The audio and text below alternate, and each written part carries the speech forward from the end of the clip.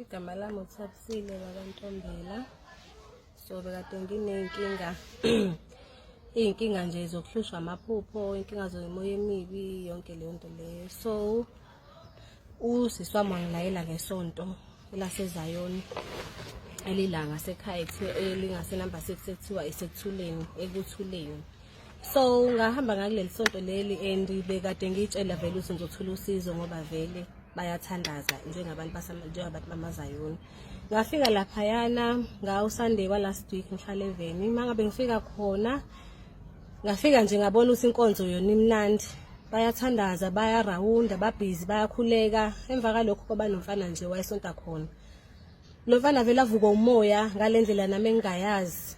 Bese umfana vele ayangidonsa ngemuva and ngihleli nje ngigone nengane. Mangabe ngidonsa umfana vele angithatha ngifake ngaphakathi la nje beberawunda bethandaza. Ngithi mina hayibo sekwenzakalani, because angi-understand ukuthi kwenzakalani.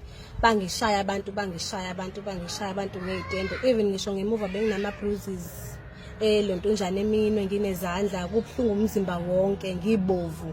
So mangabe ngiyabuza ukuthi ngishayula ini, bayangishaya abantu abasho ukuthi bangishaya. Umfana angithatha angigaxe nje la ihlombe lakhe, arawunde nami umfana, arawunde nami athe suka lapho umfana ukurawunda nami bese angithi danka phansi. The time ngidankaza phansi kanti vele njengoba kade ngishawa nayisiyezi.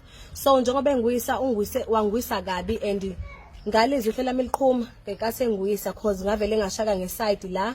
Mangabe ngizwa kuqhuma yilapha abakhona khona ukuthi bangeke cause base bebona sekuphuma negazi, sekuphuma namanzi. Ngabatshela ukuthi kade ngisho ukuthi ngiyalimala.